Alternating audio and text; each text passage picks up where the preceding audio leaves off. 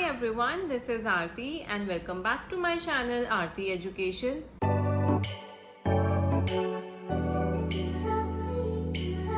और आज की इस वीडियो में हम डिस्कस करेंगे how you can check your eligibility to do your graduation और your post graduation from UK.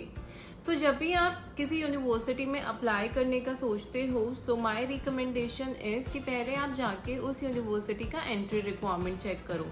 और जो यूनिवर्सिटी का एंट्री रिक्वायरमेंट है वो बेसिकली 3 चीज़ें कंसीडर करता है.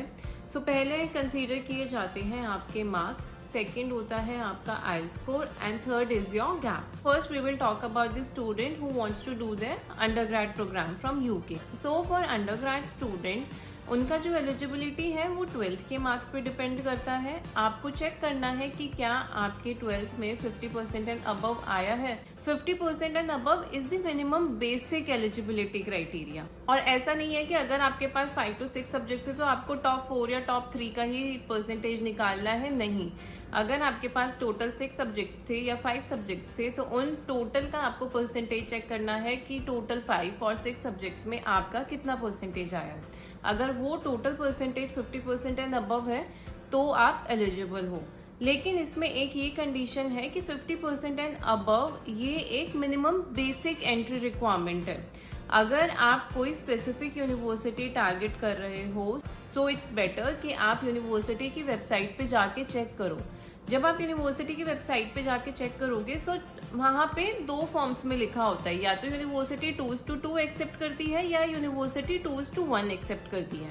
अगर यूनिवर्सिटी के एंट्री रिक्वायरमेंट में 2:2 लिखा हुआ है it means that they are accepting student with 50% and above percentage. अगर यूनिवर्सिटी के रिक्वायरमेंट में 2:1 लिखा हुआ है then it means you need to have minimum 60%. So इस तरीके से आपको चेक करना है पहले कि क्या आपका जो बेसिक एंट्री रिक्वायरमेंट है वो फुलफिल हो रहा है या नहीं. उसके बाद एक क्वेश्चन आता है डिप्लोमा स्टूडेंट्स का जो 10th के बाद कोई भी डिप्लोमा करते हैं. सो हाँ, डिप्लोमा में भी आपको सेम ही क्राइटेरिया है. आपको चेक करना है कि आपका 50% अबव है या नहीं. ओवरऑल मतलब जो भी 3 साल का एग्रीगेट निकाल के आपको चेक करना है कि क्या आपका 60% एंड अबव बनता है या नहीं बनता है. ओवरऑल आपका परसेंटेज आपके डिप्लोमा में कितना है. अगर 50% एंड अबव है सो ऑब्वियसली आप एलिजिबल हो. और अब अगर हम पोस्ट ग्रेड प्रोग्राम्स की बात करें so if you are looking for masters then also you have to evaluate कि आपका बैचलर्स में कितना परसेंटेज है. सो बैचलर्स का जो भी आपने 3 इयर्स या 4 इयर्स जितने भी साल का आपने बैचलर्स किया है ये देखना है कि आपके टोटल 3 to 4 इयर्स में कितना परसेंट आया है एज एन ओवरऑल. सो अगर ओवरऑल परसेंटेज आपका 50% एंड अबव है then you are eligible to apply in UK. Second eligibility requirement होती है आइल्स की एंड आइल्स वेवर की. अब अगर हम बात करें आइल्स वेवर की so there are many universities in UK who give admission without your IELTS whether you are going for graduation और post graduation program. But there are certain conditions that you have to meet in case if you are looking for IELTS waiver. So उसके लिए आपको क्या करना है, पहले अगर आप ग्रेजुएशन के लिए जा रहे हो तो आपको देखना है कि आपका 12th में इंग्लिश सब्जेक्ट में कितने मार्क्स हैं. अगर आपको इंग्लिश सब्जेक्ट में फ्रॉम CBSE और ICSE 70 अबव एंड आया है so there are high chances कि आपको आइल्स वेवर मिल जाएगा. There are certain boards also जैसे महाराष्ट्र बोर्ड है, कुछ यूनिवर्सिटी कंसीडर कर लेती हैं आइल्स वेवर के लिए. बट बेसिकली जो आइल्स वेवर मिलता है वो CBSE एंड ICSE स्टूडेंट्स को ही मिलता है. Few state boards are also included. So अगर आपने स्टेट बोर्ड से आपका 12th किया है सो आपको एक बार यूनिवर्सिटी की वेबसाइट पे जाके चेक करना पड़ेगा तो क्या यूनिवर्सिटी आपके स्टेट बोर्ड को कंसीडर करती है आइल्स वेवर के लिए या नहीं. अगर करती है सो अगेन आपका भी 70 अबव होना चाहिए इंग्लिश में. अगर नहीं करती तो in that scenario you have to give the IELTS exam. Now for post graduation program. So post grad के लिए भी आइल्स वेवर मिलता है depending upon their 12th English marks.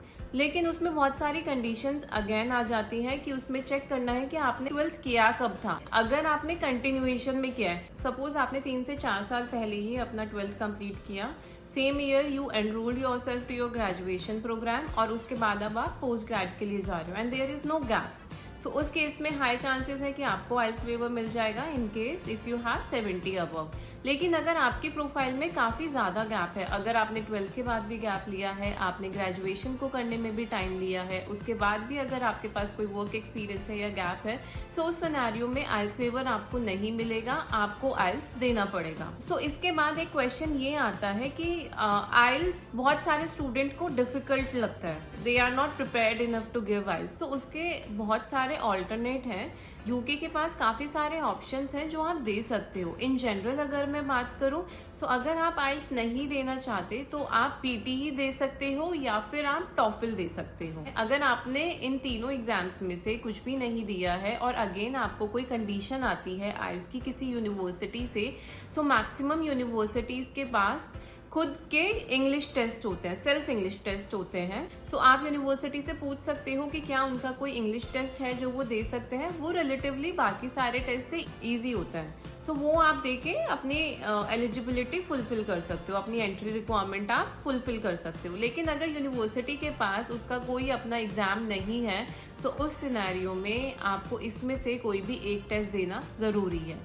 और सेकेंड कंडीशन होती है आपको आइल्स वेवर देने की, आपका मीडियम ऑफ इंस्ट्रक्शन।